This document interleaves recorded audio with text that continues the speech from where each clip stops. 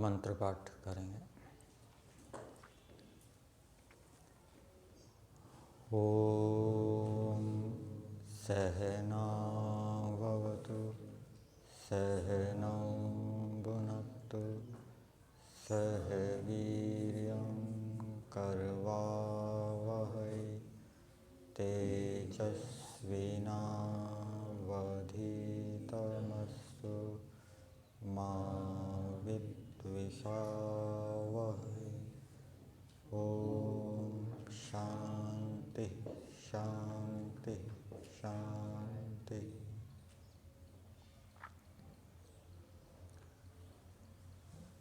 गायत्री मंत्र के माध्यम से ईश्वर का ध्यान कैसे करें,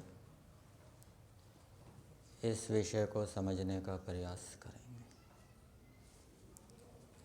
सर्वप्रथम गायत्री मंत्र याद होना चाहिए। गायत्री मंत्र का अर्थ भी याद होना चाहिए और गायत्री मंत्रों के अर्थ के ऊपर जो विचार विद्वानों ने किया है और हमने किया है वो भी उसमें सहायक होता है। गायत्री मंत्र प्रसिद्ध मंत्र है। इसको ऋषि दयानंद जी ने संध्योपासना विधि में गुरु मंत्र भी कहा है और वेदारंभ संस्कार में संस्कार विधि जो महर्षि दयानंद जी ने बनाई है उसमें वेदारंभ संस्कार जो प्रकरण है उसमें गायत्री मंत्र को ईश्वर का वाचक मंत्र भी कहा है। जब बालक गुरुकुल में जाता है तो बालक को निर्देश किया जाता है कि आप आचार्य से ऐसे कहो, तो बालक आचार्य से ऐसे कहे कि आप मुझे ओम महाव्याहृति और सावित्री अर्थात तीनों मिलाकर गायत्री के वाचक मंत्र का उपदेश करें। फिर आचार्य क्या करता है, एक कपड़ा बालक के कंधे पर, उसी को अपने कंधे पर रखकर अपने हाथ से बालक की दोनों उंगलियों को पकड़कर बालक को गायत्री मंत्र का उपदेश 3 बार में करता है, धीरे धीरे शुद्ध उच्चारण को करवाते हुए। सबसे पहले आचार्य कहता है ओम भूर्भुवः स्वः तत्सवितुर्वरेण्यम। फिर दूसरी बार आचार्य कहता है ओम भूर्भुवः स्वः तत्सवितुर्वरेण्यम भर्गो देवस्य धीमहि। और तीसरी बार में आचार्य बालक को पूरे मंत्र का उपदेश कर देता है। मंत्र है ओम भूर्भुवः स्वः तत्सवितुर्वरेण्यम भर्गो देवस्य धीमहि धियो यो नः प्रचोदयात्। इस मंत्र का महर्षि दयानंद जी ने संस्कार विधि और सत्यात प्रकाश आदि ग्रंथों में जो अर्थ किया है उसके आधार पर मैं अर्थ बताता हूँ। ओम यह परमेश्वर का मुख्य नाम है। इस नाम को कहने से ईश्वर के सब नामों का ग्रहण हो जाता है और ओम का अर्थ सर्वरक्षक भी किया है। ईश्वर सबकी रक्षा करने वाला है और ईश्वर रक्षा कैसे करता है, बुद्धि देकर ईश्वर रक्षा करता है। हम दिन में सवेरे उठने से लेकर रात्रि पर्यंत अनेक निर्णय लेते हैं, कैसे बैठना है, कैसे लेटना है, कैसे खाना है, कहाँ जाना है, क्या बोलना है, क्या नहीं बोलना। ये बुद्धि से निर्णय लेते हैं। और हमारी बुद्धि ईश्वर से प्रेरित रहेगी तो हमारे निर्णय ठीक होंगे, और निर्णयों के ठीक होने से हमारे कर्म शुभ होंगे, और शुभ कर्मों के होने से हमको सुखों की प्राप्ति होगी, हम दुखों से बचेंगे। भूः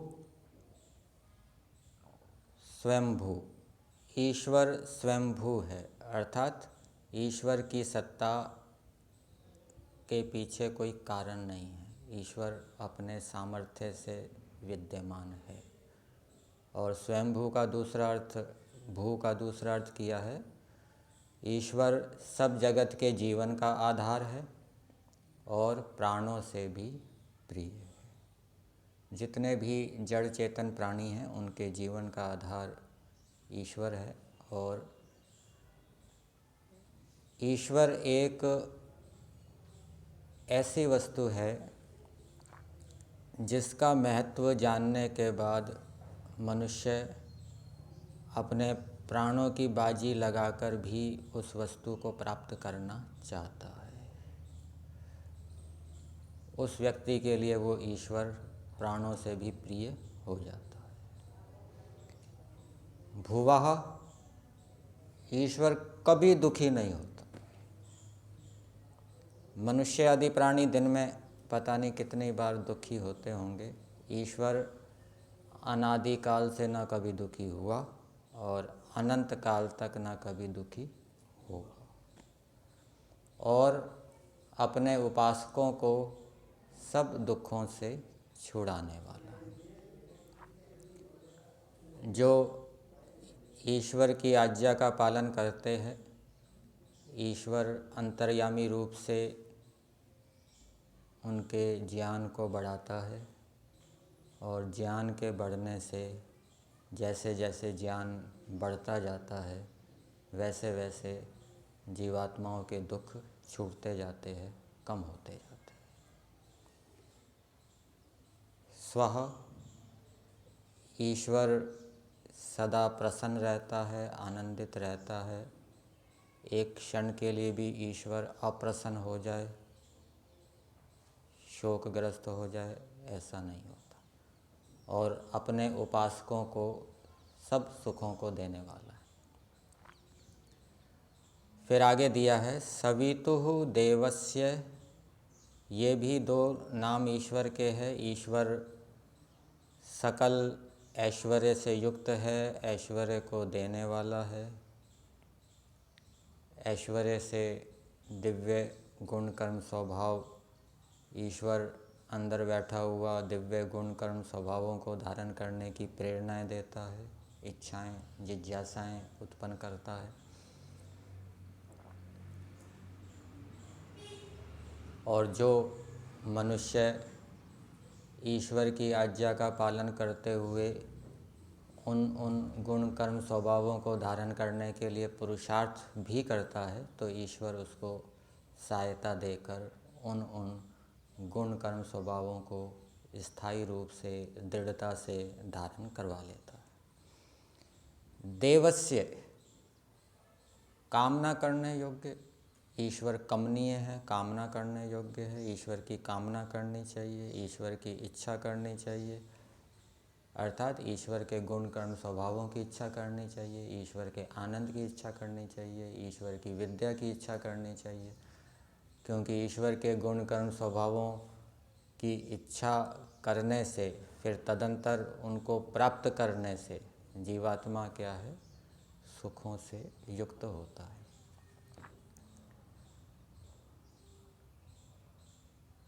देवस्य का दूसरा अर्थ किया है सर्वत्र विजय दिलाने वाला। ईश्वर अपने उपासकों को, भक्तों को आंतरिक और बाह्य शत्रुओं से विजय दिलाता है। जो ईश्वर के उपासक है, ईश्वर के आज्ञा पालक हैं, वो आंतरिक शत्रुओं काम क्रोध लोभ मोह आदि को जीत लेते हैं।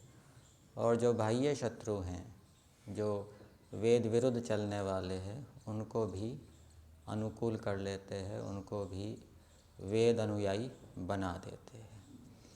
तो ऐसे परमेश्वर का भरगाह शुद्ध स्वरूप को, और वो भरगाह कैसे है? वरेण्यम, ग्रहण करने योग्य, धारण करने योग्य। ईश्वर का शुद्ध स्वरूप अर्थात ईश्वर के दिव्य गुण कर्म स्वभाव। ईश्वर न्यायकारी है, ईश्वर संरक्षक है, ईश्वर पुरुषार्थी है, ईश्वर बलवान है, ईश्वर सदा आनंद में रहता है, ईश्वर सबकी पालना करने वाला है, ईश्वर परम पुरुषार्थी है। इन ईश्वर के गुणों का विचार करना ये विचारणीय है। ईश्वर के गुण कर्म स्वभाव ध्यान करने योग्य है और ग्रहण करने योग्य, धारण करने योग्य भी है। वरेण्यम भर्गः, ऐसे ग्रहण करने योग्य, धारण करने योग्य ईश्वर के दिव्य गुण कर्म स्वभावों को हम धारण करें, ये ईश्वर से प्रार्थना की है कि हम दिन भर अपना व्यवहार आपके गुण कर्म स्वभावों के अनुकूल करें। प्रार्थना के साथ साथ पुरुषार्थ भी करना पड़ेगा और फिर ईश्वर सहायता करेगा, और सहायता मिलने पर धियो यो नः प्रचोदयात्। तो जो मनुष्य ईश्वर के गुण कर्म स्वभावों के अनुकूल पुरुषार्थ करेगा, उन गुण कर्म स्वभावों को दृढ़ता से धारण करने के लिए तो ईश्वर अंदर बैठा हुआ प्रेरणा देगा, और ईश्वर की प्रेरणा प्राप्त होने पर वो मनुष्य ईश्वर के उन गुण कर्म स्वभावों को श्रद्धा से युक्त होकर अपने जीवन में स्थायी रूप से धारण कर लेगा। तो ये इस प्रेरणा को प्राप्त करने के लिए गायत्री मंत्र से प्रार्थना की गई है कि हे परमेश्वर, आप हमारी बुद्धियों को उत्तम गुण कर्म स्वभावों में प्रेरित कीजिए। केवल प्रार्थना करने से नहीं होगा, उत्तम गुण कर्म स्वभावों में तीव्र इच्छा उत्पन्न करके, संकल्प लेके पुरुषार्थ भी करना पड़ेगा, और फिर प्रार्थना करेंगे तो ईश्वर उन गुण कर्म स्वभावों में विज्ञान देकर हमारी सहायता करेगा। अब इस गायत्री मंत्र के माध्यम से हम ईश्वर का ध्यान करेंगे। आसन लगा लेंगे।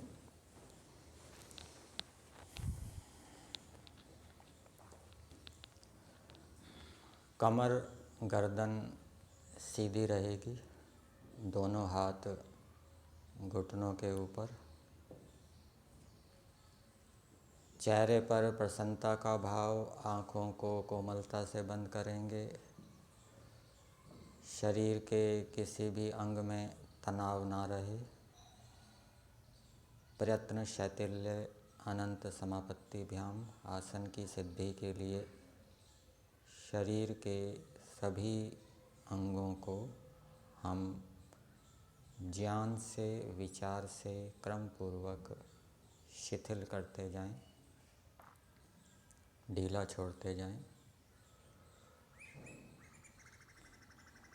जब हम शरीर का शिथिलीकरण करते हैं तो कम बल लगता है। कम बल लगने से शीघ्रता से थकावट नहीं होती और हम अधिक समय तक आसन में बैठे हुए ध्यान कर सकते हैं। पहले स्थिर बैठने का अभ्यास करना चाहिए। बिल्कुल सीधा 90 डिग्री के कोण पे हमारा रीढ़ का हड्डी हो, गर्दन सिर सीधा रहे, कंधे झुके हुए रहे, और फिर सिर से लेकर पैर तक सभी अंगों को शिथिल कर दें।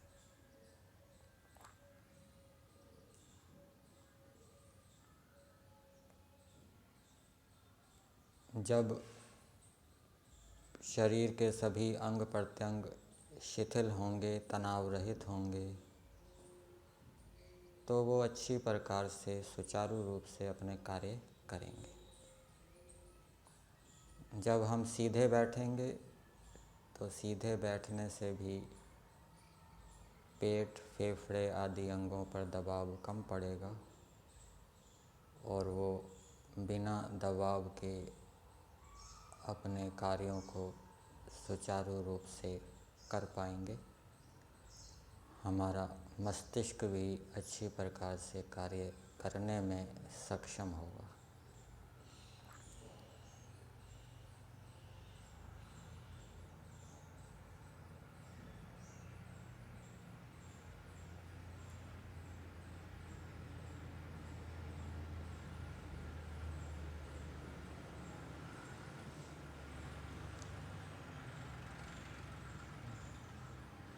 प्रारंभिक योगाभ्यासी को शिथिल करने में समय लगेगा, परंतु जो अभ्यासी है, जो लंबे समय से शरीर को शिथिल करता आया है, वो 1-2 वाक्य बोलते ही अपने शरीर को संपूर्ण रूप से शिथिल कर सकता है। ये अभ्यास के ऊपर निर्भर करता है।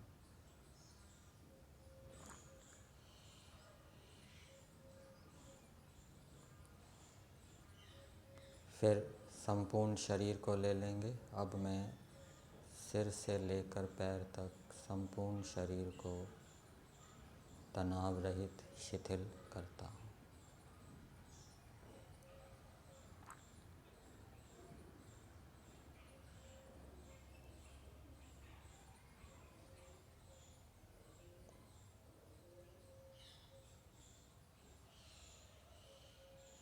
शरीर को सीधा रखते हुए, शिथिल रखते हुए धीरे धीरे श्वास को बाहर फेंकेंगे और बाहर बिना रोके धीरे धीरे ही अंदर लेंगे। जितना समय बाहर फेंकने में लगाया उससे आधा समय अंदर लेने में। फिर अंदर भी बिना रोके दोबारा बाहर फेंकेंगे। इस प्रकार 3, 4, 5 बार, जितने बार कर सकते हैं, जितनी रुचि है, सामर्थ्य है, उतना करना चाहिए। प्राण और मन का घनिष्ठ संबंध बताया जाता है। प्राण को रोकने से, प्राण को वश में करने से मन भी वश में आ जाता है।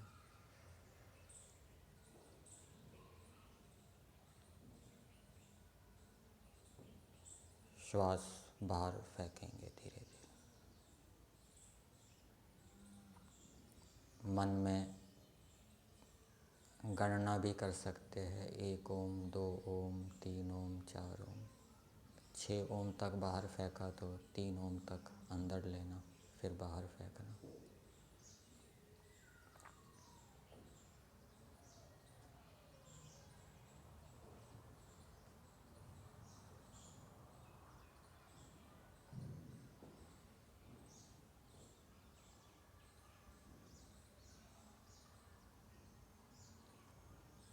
श्वास बाहर फेंकते समय, अंदर लेते समय शरीर सीधा रहे, शिथिल रहे,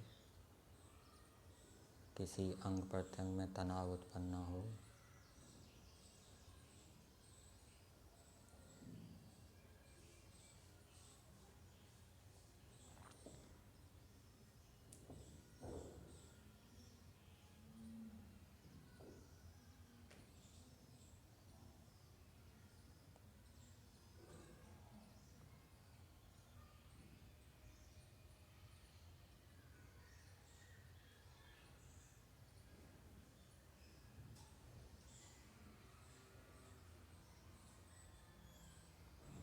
अब नासिका स्वर का निरीक्षण करेंगे। कौन से स्वर से प्राण चल रहे हैं, दाएं स्वर से अथवा बाएं स्वर से।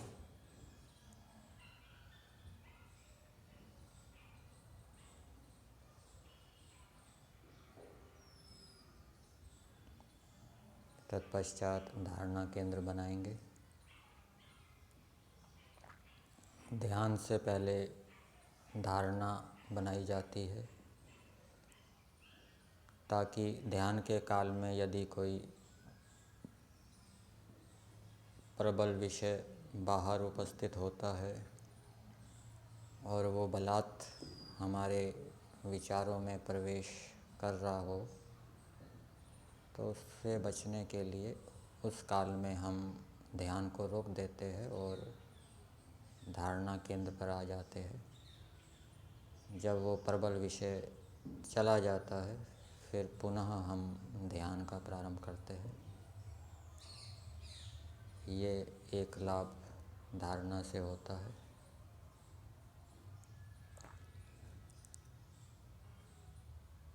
और भी अनेक लाभ आपको धारणा बनाने से ज्ञात होंगे। नाभि केंद्र, हृदय प्रदेश, छाती में भी धारणा बनाई जाती है।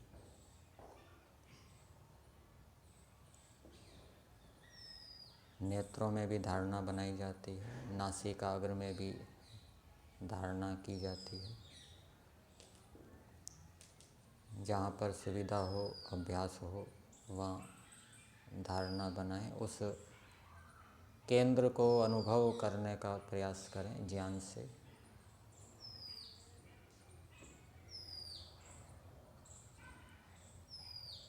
केवल धारणा केंद्र से संबंधित ही वृत्ति रहेगी और कोई दूसरी वृत्ति या विचार मन में ना आए। देश बंधस्य चित्तस्य धारणा, उस स्थान देश मात्र की वृत्ति ही रहे।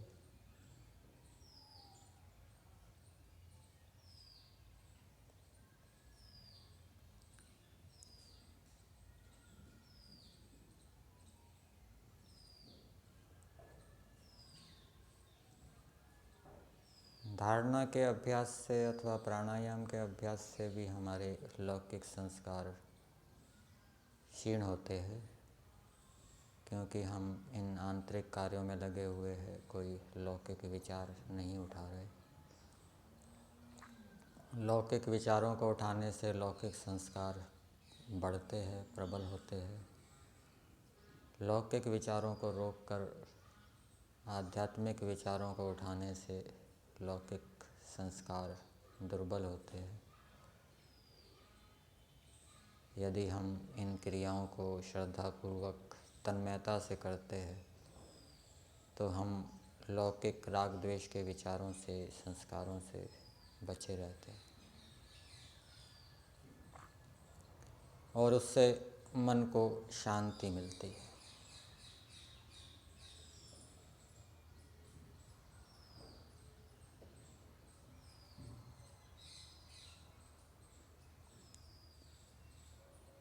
अब ईश्वर प्रणिधान की स्थिति बनाएंगे, ईश्वर की अनुभूति करेंगे। हम सब ईश्वर के भीतर विद्यमान हैं। ईश्वर हमारे ऊपर भी हैं, नीचे भी हैं, भीतर भी विद्यमान हैं। मैं अनुरूप निराकार जीवात्मा ईश्वर में डूबा हुआ हूँ। मेरे पास ईश्वर प्रदत्त जो सूक्ष्म और स्थूल शरीर है, इनके भी सब घटक अवयव ईश्वर में डूबे हुए हैं। ईश्वर हम सब जीवों के अनादि माता पिता हैं, परम हितैषी हैं, गुरु हैं, आचार्य हैं। निरंतर हमको देखते जानते रहते हैं। हमारे न्यायाधीश है, कर्मफल प्रदाता है, एक एक कर्म का फल देने वाले हैं। हम ऐसे परमेश्वर के भीतर विद्यमान हैं जो सतत हमें जान रहे हैं।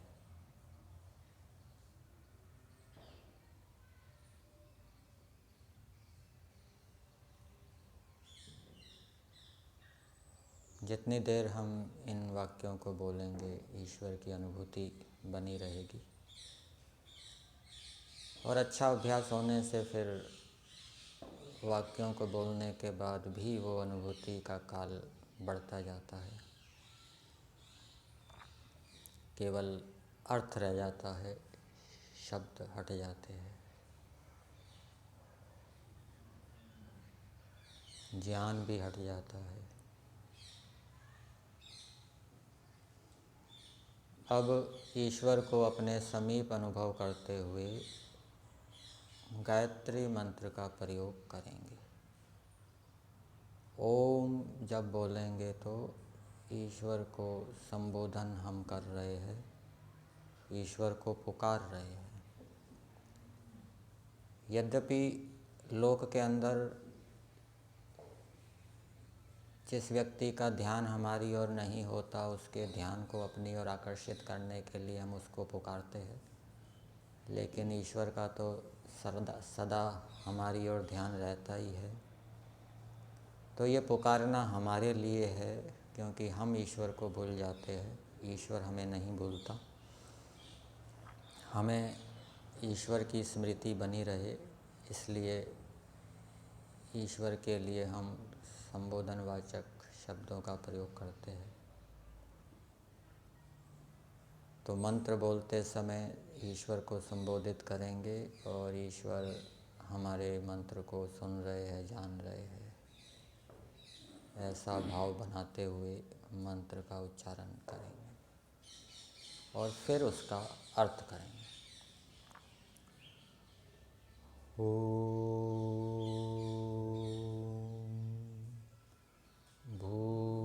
भूर्भुवः स्वः तत्सवितुर्वरेण्यं भर्गो देवस्य धीमहि धियो यो नः प्रचोदयात्। अब अर्थ।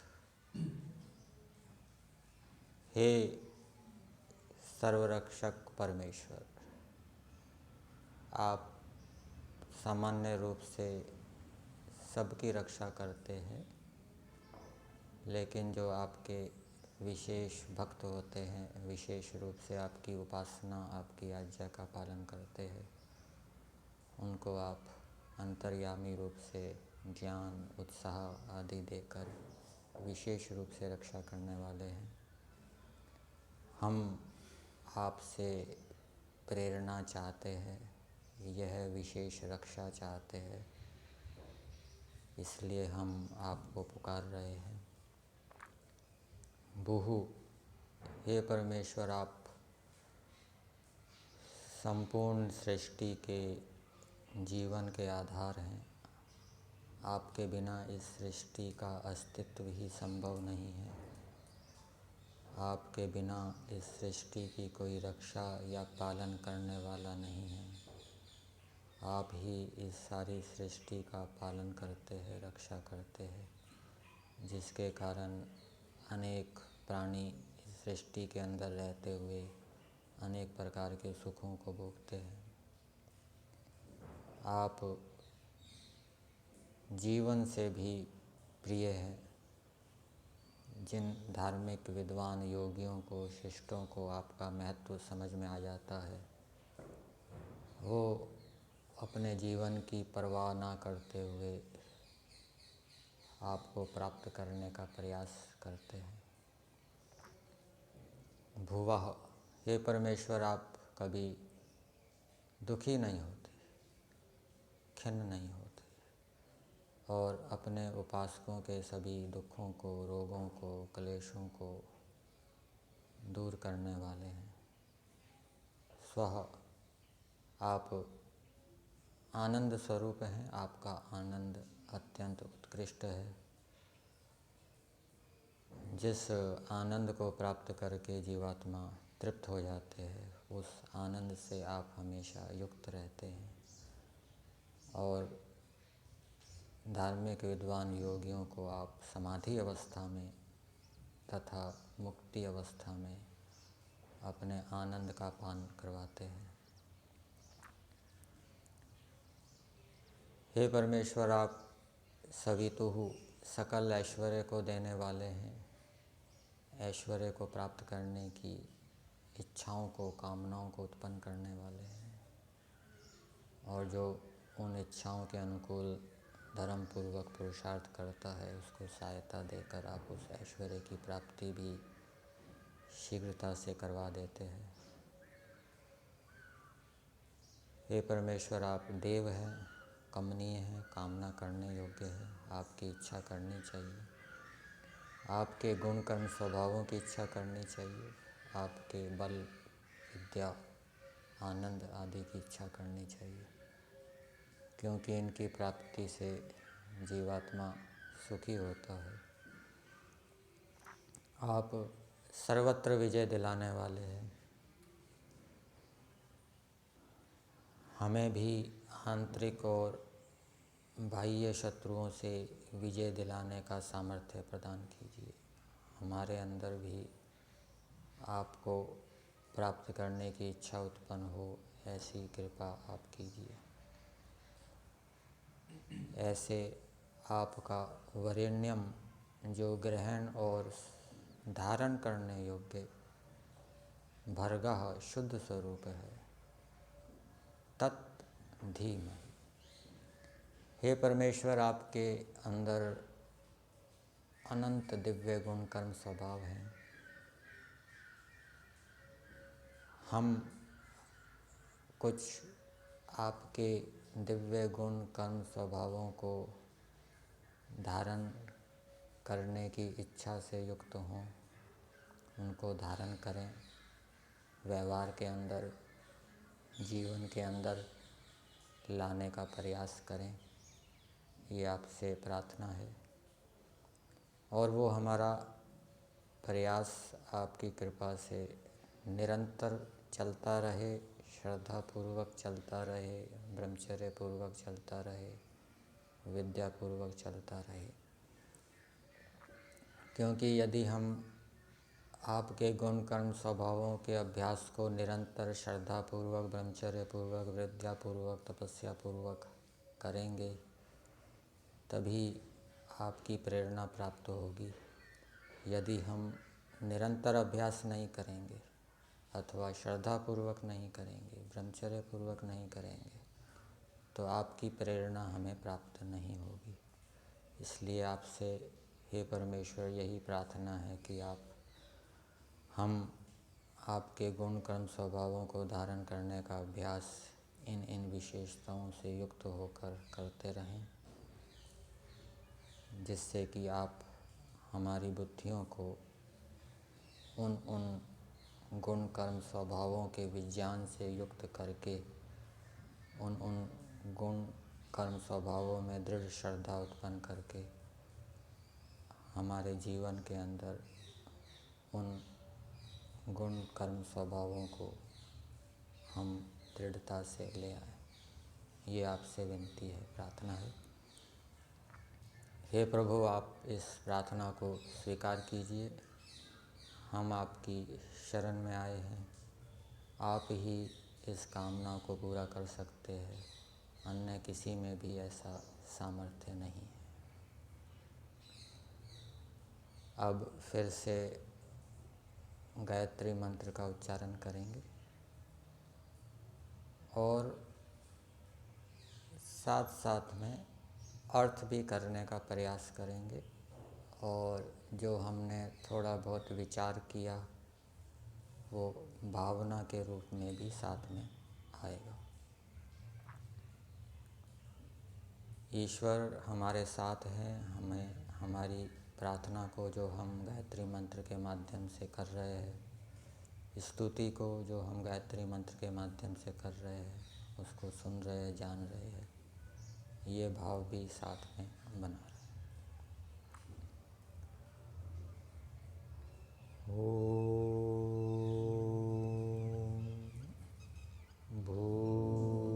भूर्भुवः स्वः तत्सवितुर्वरेण्यं भर्गो देवस्य धीमहि धियो यो नः प्रचोदयात्।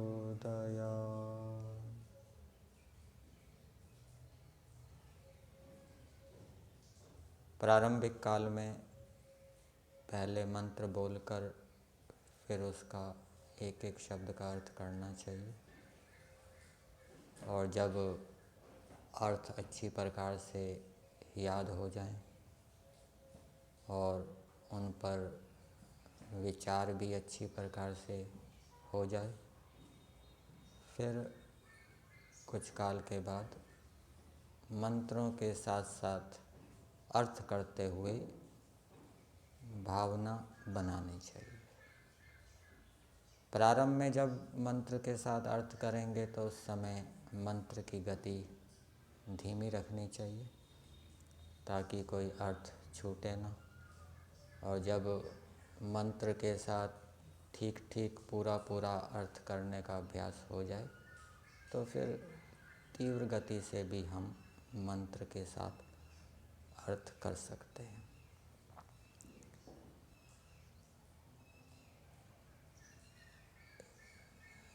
इस प्रकार से हमें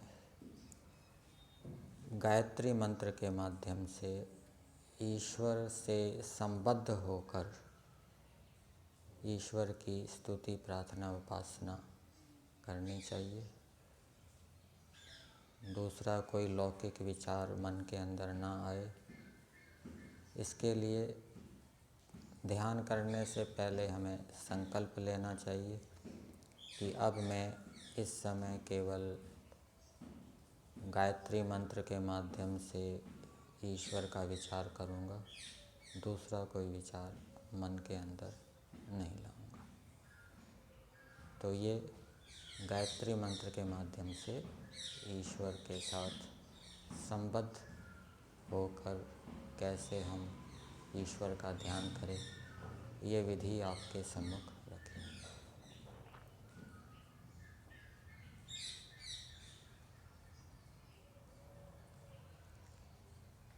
धारणा केंद्र पर आ जाएंगे।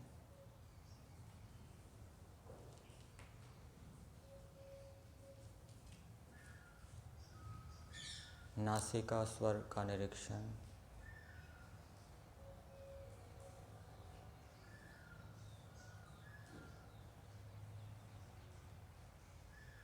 धीरे धीरे हाथ पैर को हिलाएंगे।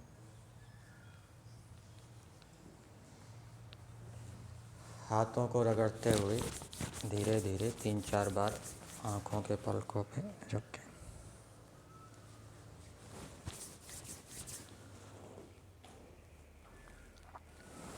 हथेलियों के बीच में ही धीरे धीरे पलकों को खोलें।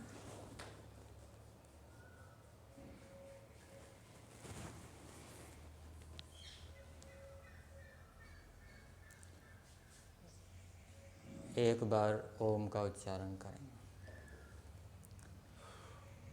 ओम।